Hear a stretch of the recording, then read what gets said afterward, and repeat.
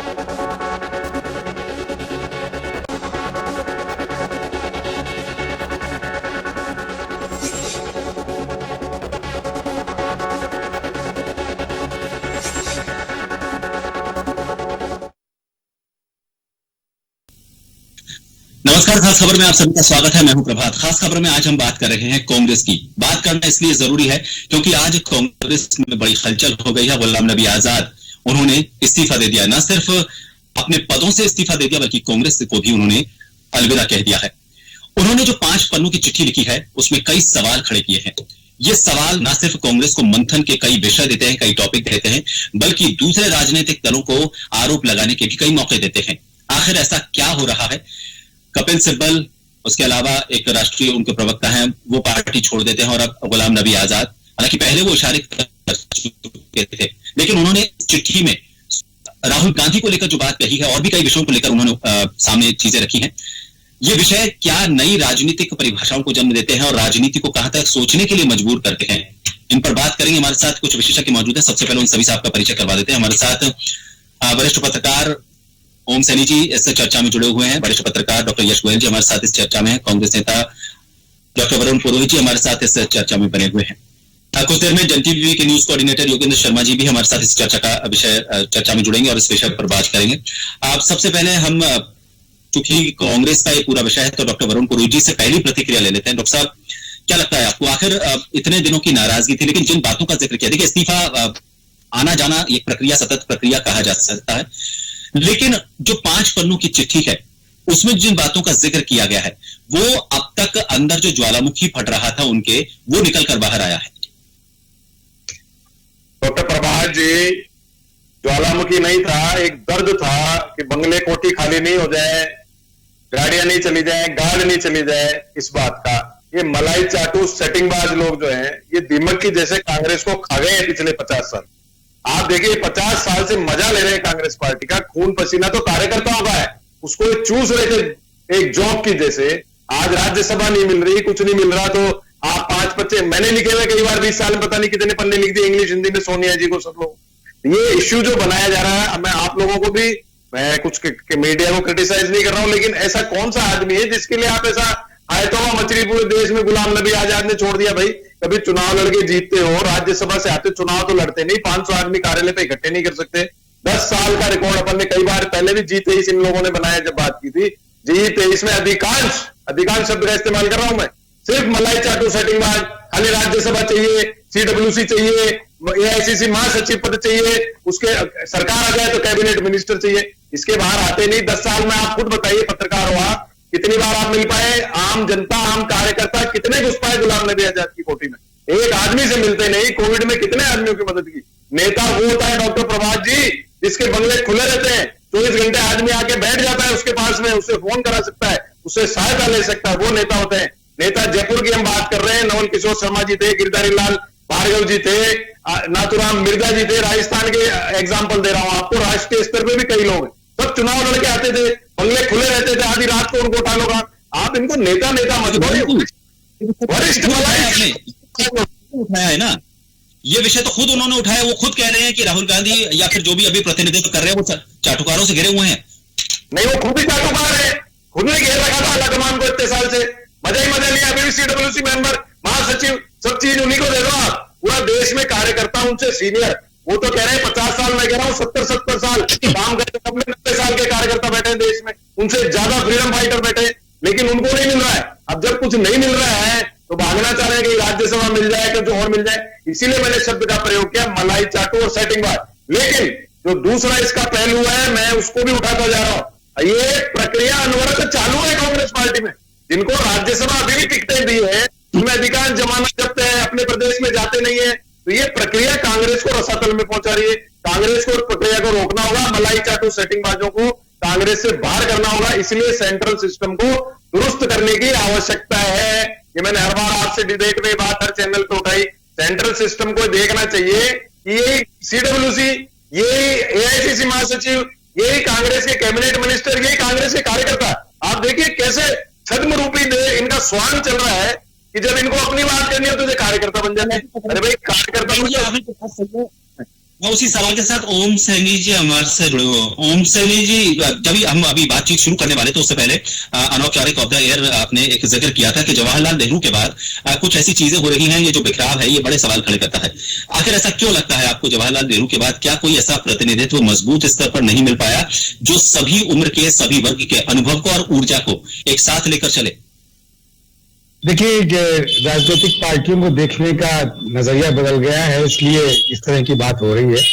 अन्यथा सच यह है कि पंडित नेहरू के बाद में जो कुछ पॉलिटिकल फ्रेम था उसको लेकर के कांग्रेस पार्टी में बड़ा जबरदस्त आंदोलन था एक तरीके से ना, और वो सिंडिकेट इंडिकेट के रूप में शास्त्री जी की मृत्यु के बाद में आया और उसको एक वैचारिक युद्ध के अंदर श्रीमती गांधी की विजय हुई, और उनके साथ साथ वो जो जिनको दक्षिणपंथी कहा जाता था, सिंडिकेटी कहा जाता था, उनकी पराजय हुई। उनकी पराजय के बाद में मिसेस गांधी जिस तरीके से काम करती रही, उसके बाद में कैसे आपातकाल लगा, ये सब इतिहास की बातें हैं। लेकिन हकीकत यह कि कांग्रेस पार्टी इस तरीके से चीजों को आगे बढ़ाती रही है, लड़ती रही है, वैचारिक रूप से लड़ते हुए। 80 में जो वापसी हुई कांग्रेस पार्टी की, वो इसलिए कि वो जो जनता पार्टी का शासन था वो सुशासन नहीं बन सका, तो वापस कांग्रेस को शासन मिल गया। लेकिन मिसेस गांधी की मृत्यु के बाद में अब राजीव गांधी के अलावा कोई ऐसा कद्दावर या ऐसा रोचक नाम नहीं था जो गांधीयों की अपनी जो आभा मंडल क्रिएट किया हुआ है पूरे मुल्क में, उसको लेकर के आगे बढ़ सकता है। इसलिए राजीव गांधी आए, क्योंकि संजय गांधी की पहले मृत्यु हो चुकी थी। ये सब सिलसिले राजीव गांधी के साथ में ही जब मिसेस गांधी थी, और उसी वक्त जो 35-40 नए नौजवानों को इकट्ठा किया गया था, अकॉर्डिंग टू राजस्थान के मुख्यमंत्री आज बोल रहे थे कि 42 साल से मैं इनके साथ में हूं और उस वक्त से हूं, और मैं देख रहा हूं कि कितने प्रतिबद्ध नेता हुआ करते थे। उनका इस तरीके से जाना और ऐसे एलिगेशन लगाना बड़ा आश्चर्य लगता है। जाना तो कोई बात नहीं है, कई लोग चले गए, सिब्बल चले गए, सब चले गए, लेकिन उन्होंने एलिगेशन लगाया। उन्होंने जो आरोप लगाए हैं वो लगाए राहुल गांधी पे खासतौर से, कि राहुल गांधी की वजह से कांग्रेस रसातल में जा रही है। अब इस पर दो अलग अलग राय हो सकती है कि राहुल गांधी ने जो चुनौतीपूर्ण रवैया अपनाया और जिससे इस देश के जो इस वक्त सत्ताधारी दल है केंद्र में, उसको चुनौती दी। ये चुनौती देने का काम हर कोई कर नहीं सकता, इसका बड़ा जोखिम भरा है। ईडी और सीबीआई और इनकम टैक्स, ये सारे सिलसिले पता है। तो जिनकी कॉलर साफ नहीं है वो तो बिल्कुल कुछ कर नहीं सकते, थोड़ा सा भी कुछ करेंगे तो बड़ा दिक्कत हो जाएगा। जैसे केजरीवाल साहब ने आज अपनी विधानसभा में फरमाया कि किस तरीके से 277 एमएलए खरीद करके इन्होंने अपना लोटस आंदोलन कैसे चलाया है। केंद्र सरकार ने 8,000 कितने करोड़ रुपए कैसे खर्च किए, 300 करोड़ कैसे किए हैं, सारे हिसाब दिए उन्होंने, और उसका जवाब अब आएगा तो देखेंगे। लेकिन ये सब चीजें बोलने की अगर किसी में क्षमता रही कांग्रेस पार्टी में राष्ट्रीय नेता के रूप में, तो राहुल गांधी में रही। राहुल गांधी ने जितनी तकरार के साथ में और जितनी अपनी आवाज रखी है उसका तो कोई जवाब नहीं। और गुलाम नबी आजाद ने सारा अपना ठीकरा जाने का और नाराज होने का फोड़ दिया राहुल गांधी के ऊपर। ये समझ में नहीं आ रहा। इससे लगता यह है कि जो एक एलिगेशन था कि धीरे धीरे सत्ताधारी दल की तरफ आकर्षित होते चले जा रहा है, तो जम्मू कश्मीर में इनके माध्यम से अपनी नई राग सत्ताधारी दल स्थापित करना चाहता है, ऐसा एक एलिगेशन था। एलिगेशन की ऐसा लगता है कि आज पुष्टि हो रही है, वो निश्चित रूप से जाना चाहता था। और ये मेरा ख्याल कि संकेत मिले, जैसे संकेत सोनिया गांधी ने उदयपुर के उसमें दिए थे कि बड़े नेताओं को सेक्रीफाइस करने के लिए तैयार रहना चाहिए। अगर आपको राज्यसभा का मेंबर नहीं बनाते हैं, अगर आपको कोई पद नहीं देते हैं, अगर आपके जिम्मे में कुछ लगाते हैं, तो आपको स्वीकार करके उस पर काम करना चाहिए। ये सब करने की बजाय जो इनको काम सौंपा वो रिजाइन कर गए, और उसके साथ साथ में उन्होंने ये जो सिलसिला किया है अपने आप में बड़ा, मैं नहीं समझता कि इससे कांग्रेस पार्टी के उस पर कोई फर्क पड़ेगा। कांग्रेस पार्टी चलिए हमारे साथ योगेंद्र जी भी जुड़ गए हैं इस चर्चा में। यश जी, G23 उसमें ये हुआ करते थे, आपको नहीं लगता कांग्रेस की चिंताओं को अब बढ़ा दिया गया है? न सिर्फ अब उन्हें बीजेपी तो उनके लिए दूसरे दर्जे पर चली गई, अभी उन्हें अपनी कांग्रेस की जो अंदरूनी लड़ाई है उसमें G23 से एक और नेता निकल चुके हैं सामने। अब उनके लिए बाकी जो नेता G23 का हिस्सा रहे हैं उनको रोकना, उनको मनाना, या फिर उनकी बातों को जो वो सामने रखते हैं उन पर अमल करना, ये सारी कई चुनौतियां उनके सामने आ गई हैं। यश गोयल साहब। ऐसा है प्रभात जी, जो माइग्रेशन हो रहा है कांग्रेस से लोग निकल करके जा रहे हैं, जिसमें देखिए कपिल सिब्बल अभी गए, ज्योतिरादित्य सिंधिया गए, जितिन प्रसाद गए, आरपीएन सिंह गए, हार्दिक पटेल गए, अश्विनी कुमार गए, सुष्मिता देव गए और अभी वो शेरगिल थे वो स्पोक पर्सन से चले गए। तो मेरे को तो यह लगता है कि जो लोगों के वेस्टेड इंटरेस्ट है अपने खुद के, अगर वो पूरे नहीं होते तो वो माइग्रेट कर जाते। एक एक के बारे में जैसा अभी अरुण जी भी कह रहे थे उस तरफ झुकाव है। अब जैसे अखबार में डिजिटल ये भी चल रहा है कि उनके बंगले का एक्सटेंशन हुआ है, जो बंगला उनका राज्यसभा मेंबर पूर्ण होने के बाद मिलना था उसका एक्सटेंशन मिल गया। और बहुत सारे ऐसे इंटरेस्ट है चले गए। आजकल जो ये नई जनरेशन के नेता हैं पुराने के लिए आ गए। अब तो एक एमपी सीट के लिए आपने यूपी में जाकर के पार्टी ज्वाइन कर ली, तो ये जो हो रहा है ये माइग्रेशन बहुत वेस्टेड इंटरेस्ट के साथ हो रहा है। और इसमें ना प्रिंसिपल काम कर रहे हैं, ना कोई आइडियोलॉजी काम कर रही है, ना कोई विचारधारा है। सिर्फ ये है कि मेरा सुख मैं, मेरा नाम, मेरी आइडेंटिटी। आज आपने राजस्थान के चीफ मिनिस्टर ने कहा भी है कि उनकी आइडेंटिटी किससे बनी? इन सबने ही तो बनाई है। इंदिरा गांधी से लेकर राजीव गांधी से लेकर के पीवी नरसिम्हा राव से लेकर के ये सोनिया गांधी, इन्होंने तो इनकी आइडेंटिटी बनाई। और किसने बनाई? सारे पद आपने ले लिए। अब 80 साल की उम्र में और क्या लेना चाहते हो? पहली चीज।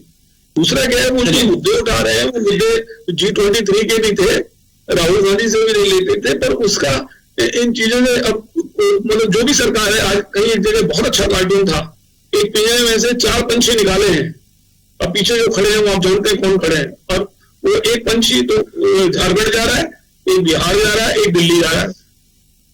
क्या शो कर रहा है? चुनाव से पहले ये इस तरह की बगावत है या है? मैं आपके पास वापस लौटूंगा। योगेश जी, मैं इस चर्चा को आपको हैंडओवर करूंगा एक सवाल के साथ। सोनिया गांधी ने नवसंकल्प शिविर जो हुआ था राजस्थान में, उसमें जो बात कही थी वो बड़ी गौर करने वाली बात है। लेकिन मुझे लग रहा है उन्होंने जो कहा था कि कांग्रेस को बहुत कुछ दिया है, आप सभी लोगों, कांग्रेस ने आपको बहुत कुछ दिया है, लेकिन अब वक्त है वो कर्ज चुकाने का, कांग्रेस को वापस लौटाने का। सोनिया गांधी की बात शायद वो वरिष्ठ नेता पहली पंक्ति में जो उस वक्त बैठे हुए थे उस नवसंकल्प शिविर में, वो समझ नहीं पाए, उसकी गंभीरता को नहीं समझ पाए, और यही वजह है कि इस तरह की चीजें सामने आ रही है। मैं सवाल के साथ आपको ये जो शो है वो आपको हैंडओवर भी कर रहा हूं।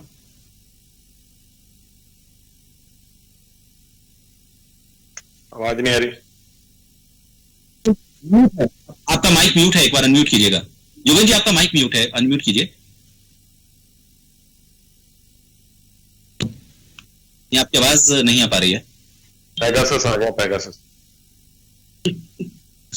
गुलाम नबी आजाद 73 साल के हैं, और इस एज के अंदर मुझे लगता है कि सोनिया गांधी ने जो कुछ कहा कि ये वक्त आ गया है, देखिए इसमें कहीं कोई संदेह नहीं है। कोई भी आदमी होगा वो कहेगा कि गुलाम नबी आजाद की आइडेंटिटी जो बनी हुई है वो कांग्रेस के कारण बनी, कांग्रेस के उन कद्दावर नेताओं में से रहे, कभी उन्हें बाहर नहीं रहने दिया, यानी कि सत्ता के सुख से।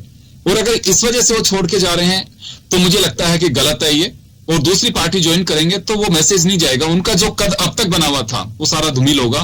वो बेशक अपने वेस्टर्न हित को साधने के लिए सुख सुविधाएं भोग सकते हैं, लेकिन राजनीति के जिस ढलान पे वो हैं वहां एक अच्छा मैसेज नहीं जाएगा। वो ही नहीं है, कोई भी नेता हो जाए, अगर आप अनकंफर्टेबल फील कर रहे हैं तो पार्टी स्तर पे बात होनी चाहिए, वहां तक ठीक है।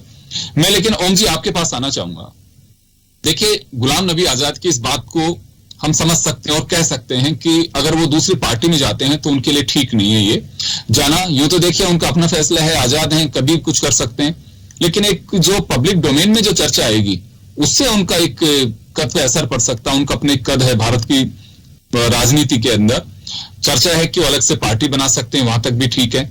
लेकिन क्या वास्तव में कांग्रेस जब अब अपने अस्तित्व के लिए लड़ रही है कि हमें बचाए रखना और वापस मजबूती से खड़ा होना है, एक एक नेता जा सकते हैं, कहीं तो कोई तो वजह है कि इसमें राहुल गांधी को खुल करके एक बार चर्चा करनी चाहिए, बातें होनी चाहिए।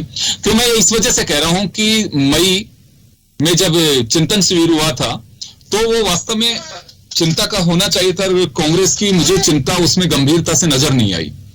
जो वहां पे सेशंस चल रहे थे उससे पहले ब्रीफिंग हो रही थी, तो हमने कुछ लोगों से पूछा, सीनियर लीडर से, कि आप ये जो तैयार करके लेके आए हैं, जिसको आप कह रहे हैं कि हम जनता के लिए हमने ये एक प्रस्ताव पारित बनाया और इसको हम पारित कराएंगे, कितने लोगों से आपकी चर्चा हुई है? तो उनका साफ कहना था कि हमने 3 राज्यों में बात की, हमने 7 राज्यों में बात की, हमने 50 कांग्रेस के कार्यकर्ताओं से बात की, तो किससे बात की आपने? तो कुछ ऐसी चीजें हैं कि कांग्रेस को समझना होगा खुद को भी। गुलाम नबी आजाद चलिए चले जाएंगे, कोई बात नहीं है, बहुत सारे लोग चले गए। मैं कुछ लोगों की देख रहा था कि उनका साफ कहना है कि उनके जाने की वजह समझ में नहीं बैठ रही, जिनको अपना भविष्य लगता है कि मेरा राजनीति में कैरियर है और मैं उलझ रहा हूं। ये मैं यंग जनरेशन की बात कर रहा हूं। मैं सिंधिया जी को खारिज करूंगा कि उन्हें बहुत कुछ दिया और अगर वो चले गए तो मुझे नहीं लगता है कि अभी बहुत ज्यादा सुकून मिल पा रहा होगा उनको। लेकिन क्या वास्तव में कांग्रेस में भी वो चिंता की गंभीरता होनी चाहिए? यही चलता रहेगा कि नहीं राहुल गांधी कांग्रेस में, उनके अलावा कोई नहीं संभाल पाएगा, प्रियंका गांधी के अलावा कोई नहीं संभाल पाएगा। सोनिया गांधी ने बहुत अच्छी पारी खेली, इसमें चाहे कोई कुछ भी कहे, सोनिया गांधी ने निश्चित रूप से अच्छी पारी खेली, इंदिरा गांधी, राजीव गांधी के बाद में। लेकिन राहुल गांधी लगातार कह रहे हैं कि मैं रहना नहीं चाहता, लेकिन पार्टी के लोग कहते हैं कि नहीं राहुल गांधी नहीं होंगे तो निराश होंगे, जैसे अशोक गहलोत साहब भी कह रहे हैं। कैसे निराश होंगे? राहुल गांधी में ऐसा क्या दिखाई दे रहा है? सिर्फ ये कि गांधी परिवार के हैं, वो इस वजह से राहुल गांधी आगे बढ़ा सकते हैं। योगेंद्र जी, भारतीय राजनीति को समझने के लिए उसके आभा मंडल को समझना बड़ा जरूरी है किसी पॉलिटिकल पार्टी को, कि किसी पॉलिटिकल पार्टी के पीछे कौन सा चेहरा है। अगर कम्युनिस्टों के पीछे अगर ज्योति बासु का चेहरा रहता है, अगर और जनसंघ के पीछे अगर अटल बिहारी वाजपेयी का चेहरा रहता है, और अगर कांग्रेस के साथ उनका अपना चेहरा चाहे इंदिरा जी रही हो या उसके बाद में जो भी बने उनके रहे, तो इन चेहरों के साथ में पार्टी आगे चलती है। और उसके अंदर जिन लोगों ने शहादत दी है, जिनकी शहादत का सिलसिला है, उनको ये माइनस नहीं कर सकते। ये क्योंकि हमारे चेतन पे ही नहीं, हमारे अवचेतन पे ही प्रभाव पड़ते हैं। अवचेतन से काफी कुछ निर्णय होता है। मुझे ऐसा लग रहा है कि ये पहला मौका है पूरी राजनीति के अंदर, पूरी भारतीय राजनीति के अंदर, जिसमें बहुसंख्यकवाद और अल्पसंख्यकवाद का सिलसिला बना दिया। अन्यथा ये हमारा अवचेतन बहुत काम करता था और जस्टिस करता था उन लोगों के साथ में जो अपनी आवाज ऊंची करते थे, चाहे वो श्रीमती इंदिरा गांधी रही हो, मोरारजी भाई के खिलाफ, सिंडिकेट के खिलाफ, या चाहे बाद में राजीव गांधी के वक्त में जो हुआ वीपी सिंह वगैरह को लेकर के, तो आवाज मीनिंगफुल होती थी। अब लेकिन वो सिलसिला नहीं है। ऐसी स्थिति में इन 35 लोगों को, जिनको कि राजीव गांधी और संजय गांधी के वक्त में चुना गया था और जिनको सारा तेवर दिया गया, ये बड़ा साफ साफ नजर आता है 42 साल की उनकी राजनीति के अंदर कि किसने हैसियत दी इनको। गुलाम नबी आजाद को जो हैसियत दी वो कांग्रेस पार्टी ने दी। और मुझे लगता है कि कांग्रेस पार्टी को शायद ये रियलाइज होने लगा था कि उनके यहाँ इस तरीके की अवसरवादिता और महत्वाकांक्षाएं डोमिनेट होने लगी है। इसलिए उदयपुर में कहा गया कि आपको कुछ त्याग करने के लिए तैयार रहना चाहिए। तो त्याग करने के बजाय 23 लोगों की जो चिट्ठी थी और जो जिस तरीके से नाराजगी के सिलसिलों के साथ में लोगों ने इस्तीफे दिए हैं या दूसरे दल से अपने आप को जोड़ा है, तो ये एक विचारहीन राजनीति या अवसरवादी और महत्वाकांक्षी और क्या कहना चाहिए ग्रीड की राजनीति हो गई, जो मेरा ख्याल है कि भारतीय। मैं आपकी बात से सहमत हूं, मैं सहमत हूं। गुलाम नबी आजाद के स्टेप को लेकर के मैं आपकी बात से बिल्कुल इत्तेफाक रखता हूं और इसमें कहीं कोई संदेह भी नहीं। गुलाम नबी अगर आज कहीं जाते हैं तो एक तरह से कहूं कि गांव में आम भाषा में बुढ़ापे में किरकिर कराएंगे वो, क्योंकि कोई बहुत अच्छा मचा हुआ कदम नहीं कहा जाएगा उसे। लेकिन क्या वास्तव में कांग्रेस के चिंतन में चिंता तो दिखती है, लेकिन गंभीरता दिखाई देती है कांग्रेस में भी? देखिए योगेंद्र जी, एक बात आपको बता दूं कि पूरे देश की राजनीति के अंदर अगर कोई स्वर है जो चुनौती देता है केंद्र सरकार को, तो राहुल गांधी का स्वर है। बाकी कहीं पर भी कोई स्वर नहीं है। आज दूसरा स्वर सुनने को मिला सर केजरीवाल का, जिसने कहा कि किस तरीके से ऑपरेशन लोटस हुआ, कितना स्पेंड हुआ, कितना पैसा खर्च हुआ, कैसे कैसे काम हुए हैं, 277 MLA कैसे खरीदे गए। इस तरह की नंगी बात कहने का जज्बा किसी में नहीं है। राहुल गांधी ने लगातार कहा है, चाहे नोटबंदी का मामला हो, चाहे ये उनका साहस कहा जा सकता है कि वर्तमान जो पॉलिटिक्स है उसको लेकर के। मैं वरुण जी आपके पास में लौटना चाहूंगा। मैं देखिए, कोई तो ऐसी वजह होगी, चले वेस्टर्न हित कुछ लोगों के हो सकते हैं, आपके कई युवा नेता छोड़ करके चले गए। एक ही आरोप लगता है उनपे कि राहुल गांधी के यहाँ पे जो सलाहकार हैं वो कांग्रेस को मरवाएंगे, डुबोएंगे। तो एक बार एग्जामिन नहीं किया जाना चाहिए कि वास्तव में ऐसी बात क्या है? योगेंद्र जी, सबसे पहले तो आप सब अपनी अपनी जनरेशन के हिसाब से सीनियर पत्रकार हैं, एनालिसिस मुझसे ज्यादा जानते हैं। आप युवा नेता किसको कहते हैं पहले वो तो डिफाइन कर लो। आप डिबेट्स करते हो, आप किनको युवा नेता कह रहे हो? जो छात्र राजनीति से आए नहीं, यूथ राजनीति से आए नहीं, सीधे कांग्रेस में टपक गए 3-4 साल पहले आके कोई बड़ा पद ले लिया। जिसके अंदर हम उनको कह रहे हैं वरुण पुरोहित साहब, जिसको आप ही लोग टैग देते हैं कि हमारे युवा नेता, क्रांतिकारी नेता, हम उन्हें सांस बैठते हैं। मैंने कहा मैंने कहा मलाई चाटू सेटिंगबाज, ये ऊपर से टपक के आते हैं, बड़े बड़े पद ले लेते हैं और फिर आप ये इस्तीफा देते हैं, कहते बहुत बड़े युवा नेता। अरे भाई, युवा नेता तो विश्वविद्यालय से राजनीति करके आएगा। यूथ कांग्रेस में करके आएगा? जब होती है युवा नेता, 500 आदमी इकट्ठे नहीं कर सकते पार्टी छोड़ने के बाद, क्या के नेता? तो सबसे पहले तो उसे मानते हैं आप कांग्रेस में, यूथ सिर्फ उसको मानते हैं जो एनएसयूआई या यूथ कांग्रेस से आएगा, उसको ही? बिल्कुल नेता नहीं है, भी दूसरे नेता नहीं, दूसरे 4 साल पहले आते हैं कांग्रेस में। पार्टी की बहुत बड़ी, सर वरुण जी फिर से पार्टी की बहुत ब्लेंडर मिस्टेक है कि आप उन लोगों को नवाज देते हैं खुद ही। मैं वही तो कह रहा हूँ, आपने रगड़ाई करिए, अशोक गहलोत कहते हैं रगड़ाई करिए फिर उनकी। अशोक गहलोत रगड़ाई करके आता है, वही नेता बनता है। यूथ नेता आप 4 साल पहले आए कांग्रेस में, बड़े बड़े पद ले लिए, फिर कहते हैं हमने बहुत तपस्या की, हमारी तपस्या में कमी रह गई राज्यसभा के लिए। अरे भाई 4 साल पहले आए हो, लोग 30-30, 40 साल, 50 साल से कांग्रेस में बैठे और अच्छे अच्छे कार्यकर्ता, अब मजबूत कार्यकर्ता जिनके पीछे आदमी आते हैं, इकट्ठे होते हैं, वो नेता होता है। जो कमरे बंद करके, अपने दरवाजे बंद करके बैठा हो और सेटिंग करके पद ले ले, वो कहेगा नेता? तो सबसे पहले तो मीडिया को देखना चाहिए नेता कौन है, मीडिया इसको डिफाइन करे, उसके बाद पब्लिक से बात करे। जो कार्यकर्ताओं से मिले नहीं, जनता की सुने नहीं, अपने दरवाजे खुले नहीं रखे, वो कैसे नेता होगा? अब मैं आपको कह रहा हूं, कांग्रेस में तो आप कह रहे हैं सबसे बड़ी, कांग्रेस, मेरी बात सुन लो पूरी, आप कांग्रेस में जो सबसे बड़ी प्रॉब्लम है वो यही हो रही है कि जो 50-50 साल से कांग्रेस का खून पी रहे, वो अपने आप को कह रहे हैं कांग्रेस में हमने दिया, कांग्रेस को हमने टाइम दिया। और जो 4 साल पहले आए, बड़े बड़े पद ले लिए, वो कह रहे हैं हमने कांग्रेस में ये किया, हमको कुछ नहीं मिला। तो असली कांग्रेस का जो कार्यकर्ता है, जो NSUI youth Congress, main Congress 50 साल, 30 साल, 40 साल से संघर्ष कर रहा है, उसका तो भाई रोल ही नहीं हो रहा।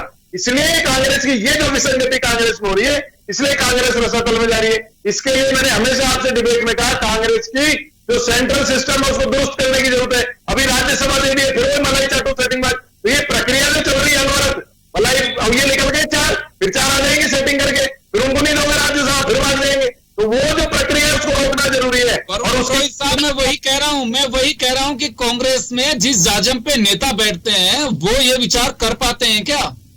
नहीं बैठते तो होंगे, सीट में कौन बैठ रहा है, G23 में कौन बैठ रहा है? मैं कह रहा हूँ वही तो बैठ रहे हैं कार्यकर्ताओं का। तो अभी चिंतन शिविर की आप चर्चा कर रहे हो, चिंता किसने करी? वही मलाई चाटू सेटिंग में, कार्यकर्ताओं का तो रोल ही नहीं हुआ। कार्यकर्ताओं का जो रोल था यार, वही कह रहा हूं मैं, वही कह रहा हूं। आप कह रहे हैं कि नेता कौन है, उसकी डेफिनेशन क्या है? मैं वही कह रहा हूं, आपको नेता वही नजर आता है जो लीडर के रूप में दिखाई दे रहा है। हमारी नजर में आज वरुण पुरोहित जितने बेहतर तरीके से अपनी सलीके से बात कह पा रहे हैं, अच्छे अच्छे नेता नहीं कह पा रहे हैं। मेरी नजर में आप अच्छे वक्ता है, मैं आगे चल करके आपको बुलाता हूं। यह आपकी पार्टी को तय करना है कि वास्तव में लीडरशिप किसके हाथ में देनी है, कौन नेता है। जो दिखाई देता है, जो नेतृत्व करता है हमारी नजर में, वही नेता। ये तो आपको तय करना है कि किसे दौड़ में आगे करना है। ये सेंट्रल सिस्टम को तय करना है, ये सोनिया गांधी, राहुल गांधी, प्रियंका गांधी को तय करना है। और जो आप चिंतन शिविर की बात कर रहे हो, चिंतन शिविर तो पचमढ़ी में हुआ था, उसकी सिफारिशों को लागू करते हैं तो आज ये स्थिति नहीं होती। आप 20-20 हजार से हारे हुए 2 बार हार गया, उसका टिकट देना नहीं था, ऐसी कई उनमें प्रस्ताव हुए थे। अगर वो लागू हो जाते तो कांग्रेस आज सुदृढ़ होती, और आज भी लागू कर दे तो आज देखिए पूरा देश कांग्रेस से चिंतित है। लेकिन एक आदमी जिसने कभी चुनावबाजी लड़ी नहीं, कभी महाराष्ट्र जाके चुनाव लड़ रहे, नरसिंह राव जी ने इनको सबको भगा दिया था दिल्ली से, चुनाव लड़ो जा जाके स्टेटों में हार गए थे। तो इन लोगों को जनता से कनेक्ट, आप तो इतने सीनियर पत्रकार हो योगेंद्र जी, और 2 और मेरे से इतने सीनियर बैठे हुए, मेरे पिताजी को भी जानते सबको। आप मुझे बताइए 10 साल का ही कर लो, 50 साल का छोड़ो, 10 साल में, पिछले 10 साल में गुलाम नबी आजाद की कोठी में कौन से 10 कार्यकर्ता एंटर होते थे? आप मुझे बताइए कितने कार्यकर्ता गए, कितनी जनता गई, कितनों के लिए चिट्ठी फोन किए, कोविड में कौन कौन से अस्पताल में थे। ये अगर कोई करता है, भलाई चुनाव हार जाऊं, वो नेता होता है। जनता की सेवा करे वो नेता। जो मलाई चाटू सेटिंग मार ऊपर चाहते वो नेता नहीं था। चलिए अच्छी बात, आपकी सोच को मैं सैल्यूट करना चाहूंगा, लेकिन दौर बदल गया है। हमारे अंदाज में तो यही होता है कि राजनीति, मैं नितिन गडकरी जो कहना चाहूंगा, और मैं उनको भी साधुवाद दूंगा कि जो कह रहे हैं ये बात कि अगर सेवा ही करनी है तो राजनीति अब जरिया नहीं बचा है, सेवा के दूसरे माध्यम भी हो सकते हैं। जैसे आप भी सेवा कर रहे हैं, आपने राजनीति में देखिए किस स्तर तक अपनाया उसे। मैं डॉक्टर यश गोयल साहब के पास में जाना चाहूंगा। सर देखिए, ये सारी बातें हैं कि गुलाम नबी आजाद पे आज उंगलियां उठेंगी कि उस कांग्रेस ने सब कुछ दिया और वो चले गए, बहुत सारे नेताओं पे उठेंगी। लेकिन मैं एक बात जरूर जानना चाहूंगा कि ऐसा क्या है कि कांग्रेस में जो चर्चाएं होती हैं, वास्तव में इसमें कई ईमानदारी झलकती है? सोनिया गांधी, राहुल गांधी और प्रियंका गांधी के बाहर कांग्रेस के विचार नहीं निकल पा रहे हैं, नेताओं के विचार नहीं निकल पाए। ये मैं क्या कहूं इसे कि केवल बस ये जो लोग अभी बटरिंगबाज बता रहे हैं गहलोत साहब, बहुत सारे लोग ये भी कहते हैं कि केवल बस खुश करने के लिए राहुल गांधी लंबी पारी खेलेंगे, प्रियंका गांधी आगे लंबी पारी खेलेंगी। तो इसे क्या कहें, कोई वास्तव में ईमानदारी दिखाई दे रही है आपको उदयपुर के चिंतन शिविर में? जो बोल रहा था कि राहुल गांधी, प्रियंका गांधी और सोनिया गांधी के अलावा, मैं एक छोटी सी बात कहना चाहूंगा सर, लाइव डोमेन में आप देख सकते हैं, इनके जनरल सेक्रेटरीज आगे की लाइन में बैठे हुए हैं सारे। 2 लोग जाते हैं और फिर प्रियंका गांधी को बुके देते हैं, वो ऑर्गेनाइजेशन जनरल सेक्रेटरी थी। ये कांग्रेस की चिंता का विषय नहीं है। बहुत सीधी सी बात है, 2019 में दूसरी बार मोदी गवर्नमेंट आई, उसके बाद से अब तक कांग्रेस अपना अध्यक्ष नहीं बना पाई। जब वो ही नहीं बना पाई तो जितने भी शिविर होते हैं लीपा पोती के अलावा कुछ नहीं होते हैं, बड़े बड़े आयोजन होते हैं, बड़े बड़े खान पान होते हैं और आगे की योजनाएं बनती है जिनका कि आज तात्कालिक महत्व नहीं है। जो तात्कालिक महत्व की इश्यू है वो है कांग्रेस जोड़ो, आज की भारत जोड़ो। जो बेसिक कंटेंट है, जिसको बनाना है, जो बनना है, ऑर्गेनाइजेशन इलेक्शन कराओ, निपटाओ, किसका इंतजार कर रहे हो? तो कांग्रेस में डिसाइसिव पावर नहीं है अभी भी, पिछले 4 साल से क्या, पिछले 8 साल से नहीं है। बस ये है किसी तरह से जमावड़ा लगा रहेगी, किसी तरह से 3 सरकारें आ गई थी जिसमें से 2 बची हैं। पंजाब क्यों हारे? अगर कैप्टन अमरिंदर बाहर नहीं निकलते तो वहां सरकार नहीं हारते, उसकी वजह दूसरी है। कुल मिलाकर डिसाइसिव पावर कांग्रेस में नहीं है। जैसा उसमें भी गोयल साहब उसमें कांग्रेस को आई थिंक सफिशिएंट टाइम मिला विचार करने के लिए, उसे दुरुस्त करने के लिए। मिलता है, हर बार मिलता है, कौन मना करता है? आपको करो ना, तो फालतू के काम क्यों करते हो? जैसे पुरोहित साहब कह रहे हैं कि ये सारी चीजें करनी चाहिए, करते क्यों नहीं है? तो जो पचमढ़ी का जो रेजोल्यूशन पास हुआ था उसको अडॉप्ट कहाँ किया? और सिर्फ एक दूसरे टाइम पास हो जाता है। अब ये इशू आ गया, ये चलता रहेगा, अध्यक्ष का 1 महीना आगे सर जाएगा, फिर आगे सर जाएगा, फिर गुजरात और 3-4 इलेक्शन आ जाएंगे, फिर टल जाएगा। अगले साल इलेक्शन ही है 4-5 स्टेट में, फिर टल जाएगा। अब तो हम जो है 2024 में बनाएंगे। अरे जो बनाना है अध्यक्ष तो बनाओ पहले, फिर दूसरी चीजें करो, झगड़े तो नहीं होंगे ना। ये लोग भी इतने जा रहे हैं, ये ठीक है पार्टी का इंटरेस्ट तो था, तभी पार्टी में जुड़े हुए थे, क्यों जा रहे हैं लोग? अभी आप उनको देखिए ना, आनंद शर्मा ने क्यों रिजाइन किया शिमला से? ठीक है, उन्होंने पार्टी नहीं छोड़ी पर रिजाइन तो किया ना। कोई मेरे को इस कमेटी में नहीं रहना, इलेक्शन ही कमेटी में हिमाचल। इतने बड़े बड़े नेता जो विद्रोह दिखा रहे हैं, सचिन पायलट भी दिखाने ही वाले थे ना जब उनकी नहीं सुनी जा रही थी। आज वो सब कुछ है, आज वो ऑल्टरनेट है सरकार के लिए। तो बहुत सारी चीजें, कांग्रेस जो है डिसाइसिव पावर नहीं है, कोई एक्शन प्लान नहीं है, कोई किसी तरह का, मेरी राय में कुछ नहीं है सिवाय इसका है कि बहुत अच्छी अच्छी पर्सनैलिटीज उसमें बैठी है, बड़ा नाम है, पुश्तैनी नाम है, जो चला आ रहा है आजादी से पहले का वो चल रहा है। इसके अलावा और मेरे को तो कोई नजर नहीं आता पिछले इतने सालों में, 8 सालों में वो बहुत महत्वपूर्ण काम किए। आज केजरीवाल बोल रहे हैं तो केजरीवाल के बाद 2 सरकारें हैं, तीसरी वो गुजरात में ले सकता है। जहां जाते हैं दूसरी बातें करते हैं, जहां ये जाते हैं वहां एक ही इशू होता है, चाहे बैठक हो चाहे चिंतन शिविर हो, हमारा अध्यक्ष कौन होगा, हमारा अध्यक्ष कौन होगा जी। मीडिया भी यही परेशान रहता है, दूसरे भी यही परेशान रहते हैं। सोनिया होंगी, राहुल होंगे, प्रियंका जी होंगी, कोई बने यार, बनाओ तो सही। बाहर का बना दो, केसरी साहब भी तो बने ही थे, सीताराम केसरी, बना दो किसी को, पार्टी में चलाएगा तो डिसीजन तो होंगे ना। सबसे बड़ी तकलीफ यही है कि कांग्रेस के सामने अभी जो एक बोल्ड स्टेप उठाने की आवश्यकता, आप सही करें कि भारत जोड़ो यात्रा, भारत जोड़ो कदम मिलाओ जो यात्रा है, ठीक आप करिए, आपका एजेंडा है, लेके जाइए, लेकिन अब ये तो देखिए कोई डिसीजन पावर तो हो। अभी सबसे बड़ी बात मैं कहना चाहूंगा कि अभी 2 दिन पहले क्लास आमेर के अंदर कांग्रेस के नेताओं के साथ में चर्चा थी। एक नेता ने कहा कि मैं कहूंगा साहब नाराज मत होइएगा कि आप भीड़ जुटाने की बात कर, हमारे ब्लॉक अध्यक्ष ही नहीं बन पाए अभी तक, चुनाव सामने खड़े कर रखे हैं। अभी के साहब राष्ट्रीय अध्यक्ष बनेगा पहले, उसके बाद में सब लोग राष्ट्रीय अध्यक्ष में लगे हुए हैं। अरे भाई साहब पहले आप तैयारी तो करिए, ग्रास रूट पे आप आंदोलन खड़ा करेंगे, डिस्ट्रिक्ट लेवल के लिए बने हुए पूरे।